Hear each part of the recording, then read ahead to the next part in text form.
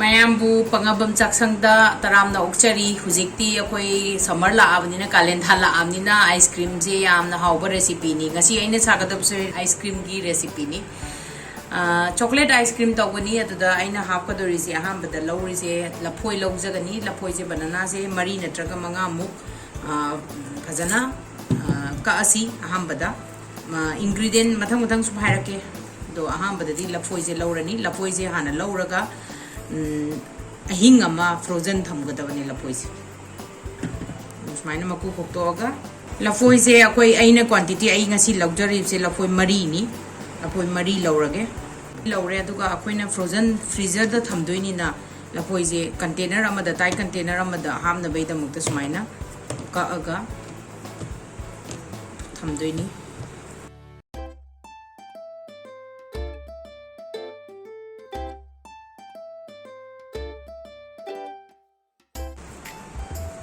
sumaina ka ay aduga tight container ama sigi makum amu lauraga frozen oina freezer da thamasi ahingam next ingredient aina lauri base lapoi dugi mathang da si je cashew nut khara ama laure handful of cashew nut laure du do minute 30 muk si je tinghal laga soak tawre si ju ready ore aduga aina nungdang ama pura thame 6 to 8 hours thongge su ya frozen da thamaba lapoi si ju ready ore huzik mathang ice cream sem na hawras सिंगासाई cashew nut से हुजिक इसिंग खरा हापगा grind तौदनी सी ताहिबा मरमदि माना संगोमगी cream textures तो पीने बैदा मुक्ता सी लौरिनी cashew nut लौरसु याय अदु नत्रगा बादाम मकु कोक्तोगा बादाम चु लौरसु याय अदुना क्रीम ngसाई क्रीमी टेक्सचर्स तो आइसक्रीम की ओहेंदोनी अदुना सी तासे सिंगासाई आइगी cashew nut तो सुमाइना कुपना संगोम दौना मही ओइरे सिगी ग्रेवी सुमाइना नंग तखाइबा लोइरे अदु लोइरे कांदा आइना हुजिक लौदोइसे चिनी अमता थावे आइसक्रीम सिदा अदुइ महुता आइना सिंगतोइसे ngसाई डेट से कोइ खजूर हाइजे सी से सी मरी लौरे सिगा हापसी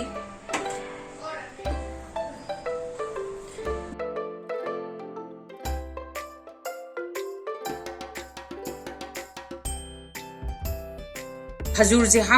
हापत्रगसु ngसाई हेल्दी वर्जन ने आइना तौरिसिना अदु नत्रबसु चिनी सु दुम सिगी मौत दुम चिनी दुम हापीबे यागनी खजूर से थुमना बै दमकता आइसक्रीम द सी अदुगी दमकता खजूर से लौबनी अदुई मौत चिनी सु दुम लौबीबे यागनी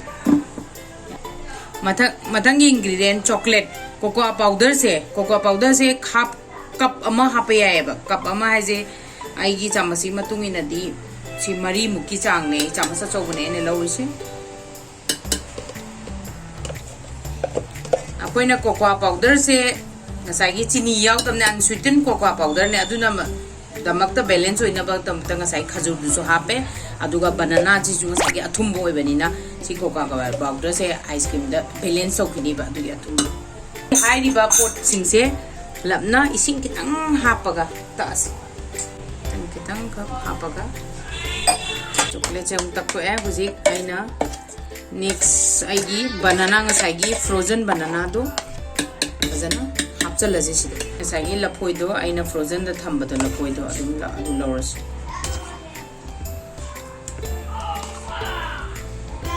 सि लफोय जे हापचले दो फजना त असे सिगी इंग्रेडिएंट याम तक लोरे अदो अंत येंगसी या सिगी टेक्सचर सिदा आइपेड अमु कनो तोरका अमु कसु मु तक्किसी यारे अनिरक ग्राइंड तौथे येंगसी हुजि सी ऑलमोस्ट यारनी आइगिसे अंतंग येंगसी मागी टेक्सचर से यस आइगी आइसक्रीम से फजना क्रीम ओइरे सिगी टेक्सचर से चप चारे येंगबियु मयाम याम चिने यारे अदो हुजि अखोइगी आइसक्रीम की टिन सिदा ट्रांसफर तौरसी हापसी आइना ngasi सारिबा आइसक्रीम चॉकलेट आइसक्रीम से ओनली इंग्रेडिएंट मरी खितंगनी लफोय ने कोकोआ पाउडर ने अदगे डेट्स ने अदुगा cashew nut का इंग्रेडिएंट मरी खितंगनी cashew nut नत्रगा सु ngसाई अखोइगी बादाम दुगी मकु खोक्तोगा अदुनसु cashew nut महुदा तौबे याय अदो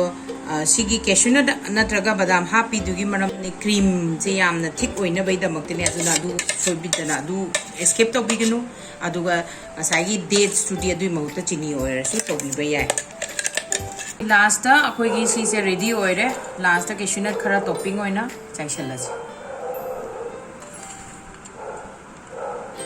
दुगा वंस अखोई सीसे लोइरा कांदा हुजिक